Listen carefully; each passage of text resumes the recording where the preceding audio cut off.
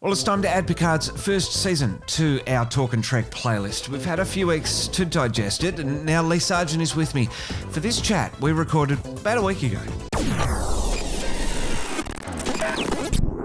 Across Apple Podcasts, Spotify, Google Podcasts and YouTube, this is the 8th season of a Trekzone Conversation with Matt Miller. And he is joining me now from isolation, the mandatory isolation that the Tasmanian government have put him in. Lee Sargent, welcome back to Talkin Trek, my friend. Yeah, how's it going? Really good, really good. We just had a little bit of a breakup, but in the magic of editing, no one at home will know that. We are, of course, recording a couple of weeks ahead of broadcast here, so you're in this mandatory 14-day isolation. At this point where we are now, it's day 8 for you. How are the 4 walls of that hotel room looking to you right now? It's it's really interesting because I had a bit of drama at the start of it because of dietary reasons, and they've kind of tried to resolve those, which is nice of them. The isolation side of things doesn't really worry me too much, but I am very, very sick of this room. Are you? I have a window I can lean out of for fresh air. But it's, obviously humans aren't meant to be cooped up like this. So, I'm more worried about getting crook off, anything else, to be honest. I'm not worried about the COVID-19. I'm more worried about just getting a stomach bug or the flu. So this new Star Trek series, and this is a continuation of our Talkin Trek series that we did across last year and a little bit into 2018, I think is where it started. So what are your thoughts on Star Trek Picard as a whole? Yeah, look, it was very, I think nostalgia plays a huge part in it, in any of my enjoyment of the show. Although in saying that, I'm obviously an original Star Trek fan more than Next Generation, so I don't quite have the same nostalgia levels as I might have for Captain Kirk or something. But, overall, it was okay. Does that sound awful? It certainly wasn't the best written thing I've ever seen. And the episodes did look like they'd been chopped up a little fair bit and mixed around and stuff like that. The Riker episode, which I think many people already commented on, felt like it's just a complete another kind of, side story that's just trying to jump in, and you only have 10 episodes and you lost 10% of your episodes to kind of that nostalgic trip, which was my favourite episode. So it's like, so I'm not complaining too much, but as far as the story is concerned, I think this is the issue that I think we've had in the past with Discovery, is that I think they're still grappling to tell these longer arc stories in a episodic universe. Star Trek has always been, even Deep Space Nine when it did its huge story arcs, each of the story arc stories still have to be a standalone story, like delivering to the overall thing, whereas now we're not in that world, and I think that's changed the tone and also how we watch the shows. Yeah. How about you? How did you go with it? Well, it's funny, because we podcasted through it, and there were a couple of shows there where we dived into it, and the analysis of each episode, sort of, there were holes, there were parts missing for it. Then you look at it as a whole and you go, well, maybe if you went back and watched it all in one sitting, is it this whole thing of Well, see, that's the thing. I disagree with it. I agree with watching each episode and analysing it to death type of thing, and there's no way to watch a TV show as it kind of goes from week to week. I think, personally, I would have stripped out half of what was going on in the show, because I think that they lost, as they tried to cram too much into the show, I think that's where they lost some of the plot lines and stuff, and it became harder to care about any of the evil Romulan woman, whatever her name is, who 7 ticks off the platform. It's like, we've seen her in a couple of scenes. One, she was being creepily inappropriate with her brother, and 2, she was just like, twirling mustache. I'm an evil Romulan woman. You will hate me in these short scenes that I have. Yeah, I don't know. I also, like other things. Like if I was a bit part recurring character from Next Generation who got the call to say, hey, we're going to put you into Picard, I would have been a bit worried because they didn't fare too well. I do think it's a little bit of building it up more than... And it was always going to happen with such a long, protracted pre-production phase for the general public, with bringing back such a iconic character, a second-tier iconic Star Trek character, second only to Captain Kirk, in Picard, and how is that going to translate? What's next for Picard, I guess, is really the thing. After such a long time with him from 86 to 2002, the whole Next Generation story and characters sort of seemed done. The underripe aspects of Trek in the TNG era, to me, a DS9 and especially Voyager in the Alpha Quadrant. So I wonder whether it's a little bit of missing the mark, whether it was just playing on that. I don't know what the original idea spark was to have Picard, and radically. I reconcile everything that happened in universe in the 15 years since we last saw it. Yeah. You know, and the things people were complaining about, you know, Starfleet's not evil and that sort of stuff, but you look at bad admirals and all this sort of stuff. So I can reconcile all of that, but I just wonder whether it went too far to realism. Well, this is the thing. There's a trope, and I've forgotten it. Society will go on. It's a trope which I love, and a lot of people have quoted to me, and I discovered kind of through this process where there's this whole thing of, well, one, I have an issue with, I'm a vegetarian. I always enjoyed the fact that in the future, Star Trek Next Generation had said very clearly that we don't enslave animals for purpose of food anymore. A lot of people splitting hairs, excuse the pun, splitting hairs over the we don't enslave versus don't kill. But it's all the same type of thing to me. As far like it was, the replicators removed the need for killing and suffering of an animal. And we saw very clearly from Cassia Yard's response, who grew up on a horrible, horrible planet, in a horrible situation, yet still found the idea of eating, of killing an animal in order to eat quite repugnant. And so this kind of, there's an episode where, of course, the bunny corn gets killed, hunted and killed and eaten, and everyone's like, okay, and loves it. And it is very much a matter of, even today, there's such a huge amount of alternative protein sources that are very meat-like, and we've got the technology to grow meat without hurting an animal. I would like to think in 200, however many years it is, that the idea of hurting another animal or another living thing when you don't have to would be quite repugnant. And so that scene really shook me out of the future, because all they're doing is just showing, we eat rabbit now, we like, blah, blah, blah. And this whole idea that tomatoes are this rare commodity that replicators haven't discovered yet, it was again throwing me out. It's almost this whole idea of this, we're putting our society on this and not addressing societal change that will happen in the next 200 years. And that was not something that Star Trek tended to do, because it tended to push that onto the alien species that the crew were dealing with. So, this whole argument of, we don't, we have, Star Trek's always dealt with current things. It's like, yes, but they've always dealt with them in a manner of the aliens or the other civilizations are the ones still suffering from where we were at. And little things too, like I know, and it's nitpicky, and it's not really, I don't think it's worthy of analysis, but things like the sunglasses to show that, Commodore O was bad or something like that. I don't know. Like people pick up on it, Vulcans don't need sunglasses and stuff like that. And it's just like, I don't really have, that's death by 1,000 cuts. And it's not really a massive, to me, that's not film criticism, that's just nitpicking. And yes, some would argue that it takes away from the overall thing, but in my mind, is a story strong enough to make you not care about that?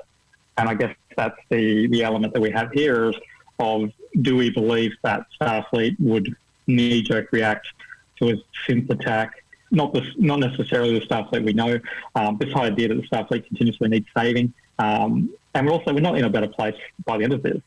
either. Starfleet, just because they showed up with, 100 of the same ship for production reasons. Well, apparently there were 3. According to Michael Chabon, there were 3 classes of ships. Oh, that's all right then. Manufactured very similarly, apparently. Well, yeah. But they didn't make it to the final cut. But look, again, if no one had said anything, I wouldn't even noticed. To be honest, so it's one of those nitpicks that isn't a critique of the story. It's just a little thing that you can't really kind of go. Oh, you can't get hung up on that. That can't be your hill to die on. Yeah, the hill to die on would be: did we tell a really good story, and do we feel that we've moved characters along, and did we take them on a journey, and are they changed, and blah blah blah. And I am in the probably minority that I think Picard should have stayed dead. One, from just a logistics point of view, Patrick Stewart's not getting any younger. There will be a day where Patrick Stewart goes, you know what? I'm really done. You know, it could be 2 episodes in, and he goes, you know what? I did my knee, or I've done something. I don't know if you're going to have to rewrite it around me not being here for whatever reason. And today, the situation we find ourselves in is a perfect example. Someone like Patrick Stewart should not be going out and mingling with anyone. And he's not, which is awesome. He's doing a great job. But this is the world we live in, where nothing is certain. And to hinge your next season on a character that is being played by someone who you don't necessarily want to rely on to be there the entire time, just for options for himself. Like, if God forbid, you know, as I say, it's not even working towards death or anything, which is a ghoulish way of looking at it. But there is a reality behind. He had a stunt double going upstairs for good reason, because he's at an age where you trip on a stair and you break a hip. And so I would like to have seen him die from and leave a legacy of what he saving the universe one last time type of thing, and leaving a legacy that would go on into the next show, which would be still a Star Trek Picard show or something, and maybe they renamed the ship. I know that was one of the rumours that were flying around, and I actually quite liked it. I didn't actually hate it.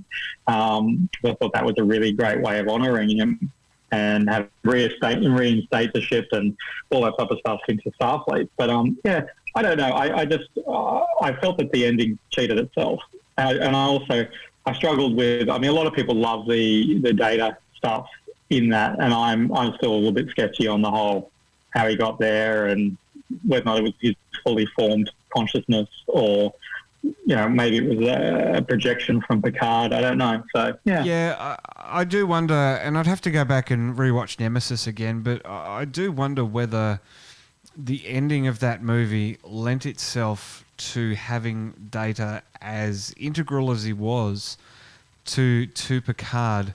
Because what I remember of Nemesis was that this most likely will not work.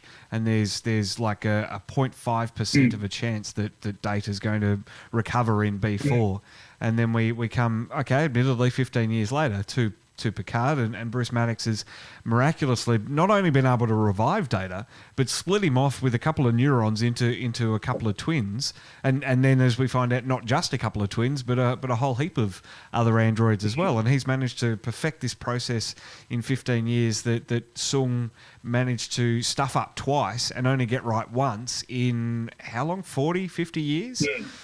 Advances in technology and stuff like that, but I mean, I struggled straight away. With flesh and blood androids. Like, we have a way of we have a way of making flesh and blood individual already.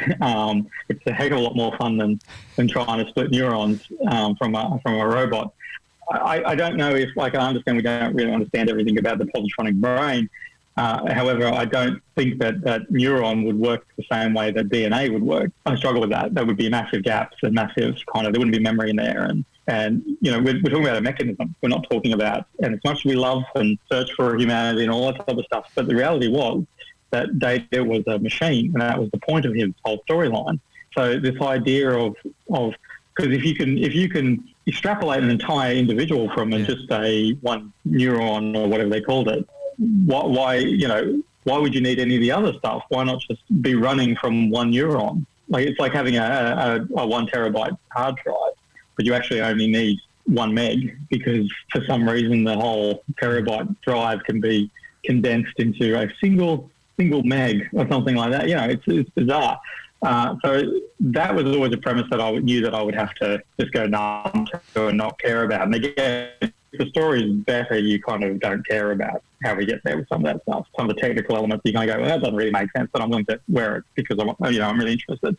And I don't know. I mean, there's so much and there's so much negativity. It's hard to work out what you absorb as a sponge and what you kind of feel on your own. Like the first episode, I loved the first episode, and then it just kind of went, I don't know. I don't even know if I felt it went anywhere. How do you feel about giant orchids snatching spaceships out of the sky? I mean, I don't know. I mean, broad concept, sure, but I mean, there's still has a re-answer. Yeah, and science fiction-y, but to be able to bring down an entire Borg cube, given how massive this Borg cube has now been given, Voyager really condensed the size of the Borg down to, something that Voyager could attack and win. Yeah. And then all of a sudden we're back to this huge mammoth behemoth of a ship.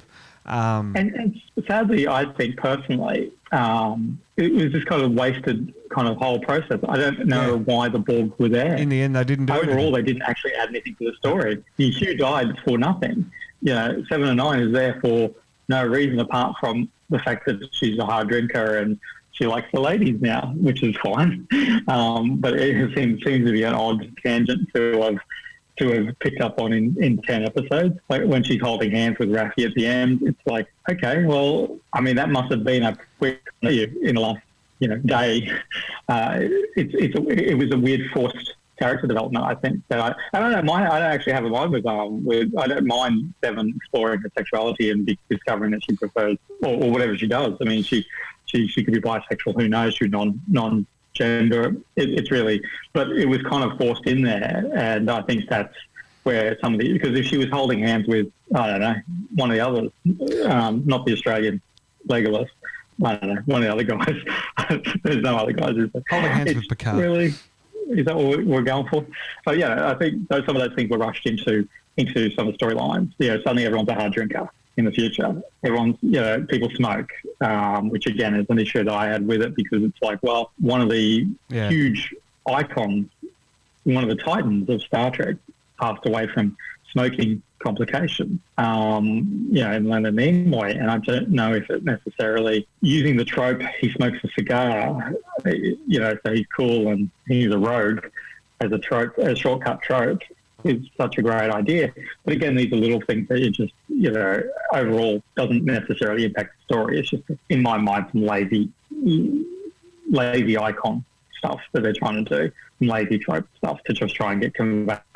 I do wonder whether if Star Trek as a whole had have been like the way Picard had portrayed the universe, in that a few people smoke and a few people, whiskey exists and you drink that when you've had a hard day and stuff like that. If that had been in the series since the beginning, if that was part of the series DNA, there'd be no problem with it.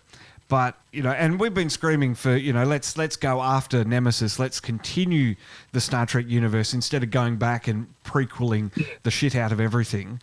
And now here we are in the future and we're still complaining, but I think... Oh, look, don't get me wrong. People will scream, there was smoking in episodes and there was, drinking in episodes and all that sort of stuff. But, I mean, I think what you're saying, I agree with that, is that as a tangible whole, it was not the norm. It wasn't Mad Men. Yeah. Like, Kirk wasn't downing a scotch at the end of a shift. Scotty was, but, he was an anomaly.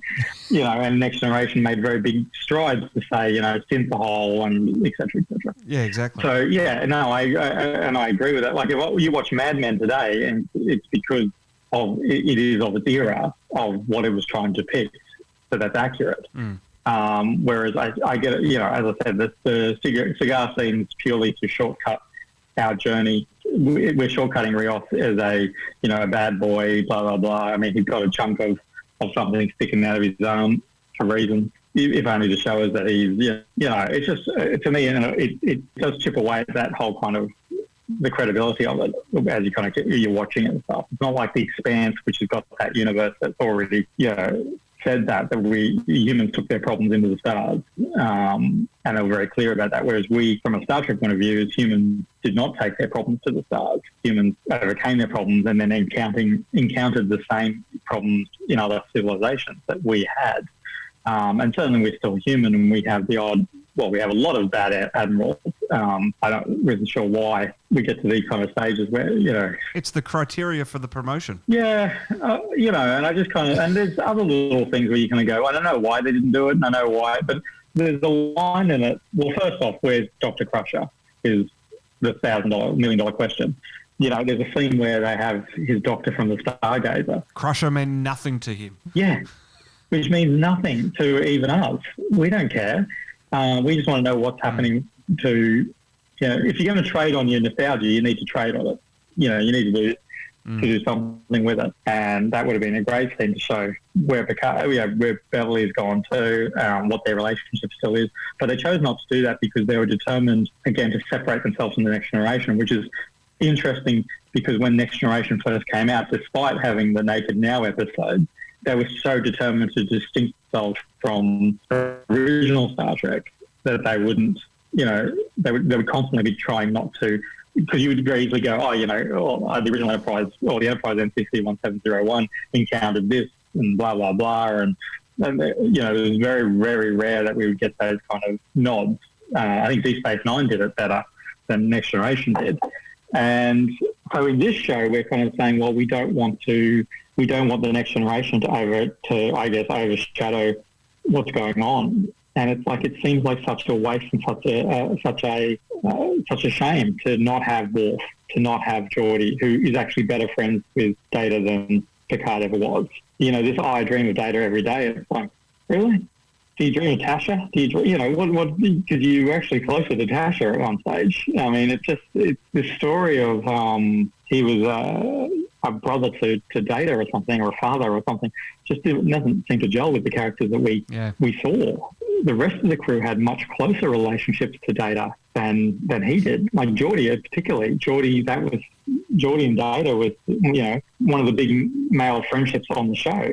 So it's easy to kind of pick at some of those things and go, I know why you didn't do it, but it's a shame when you have all these wonderful actors who would have been more than happy to come back.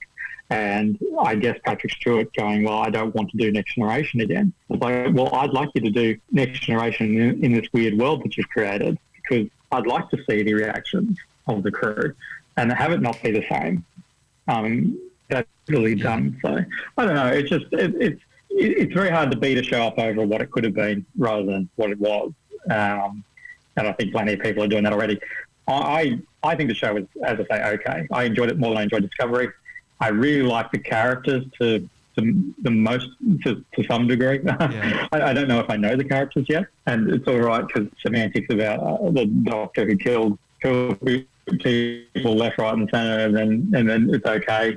We're just she always forgiven because she was immediately. Because she was scared by the thing that Commodore O put in, which is the worst name ever for a Vulcan, I might add.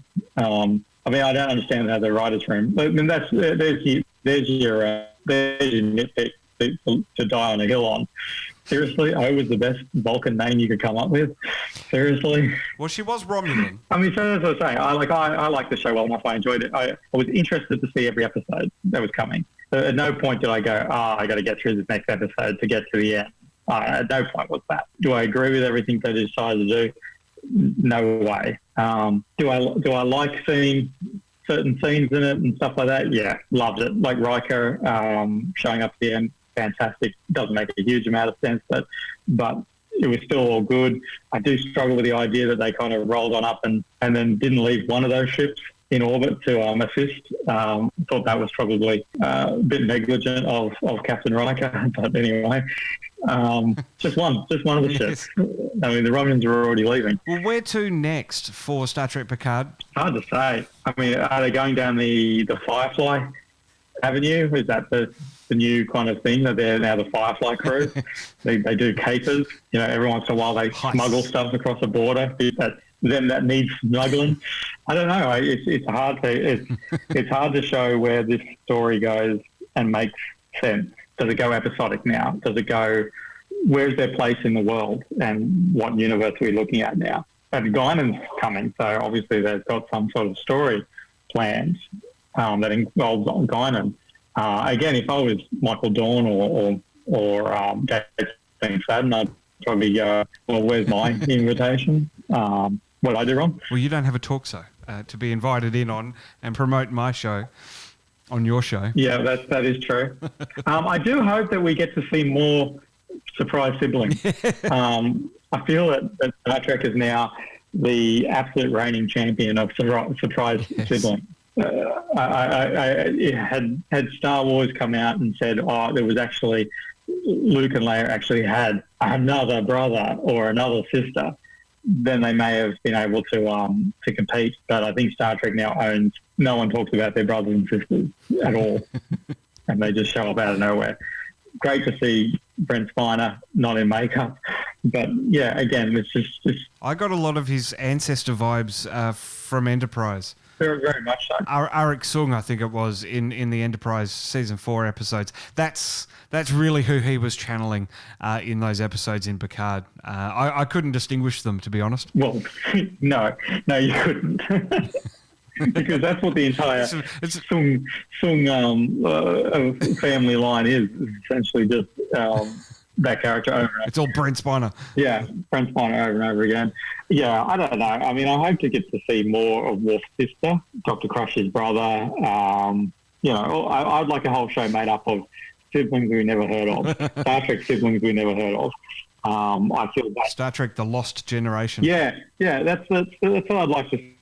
Where Blue's sister never talked about. Overall, I don't know. It might have been just an impossible task to please everyone and anyone.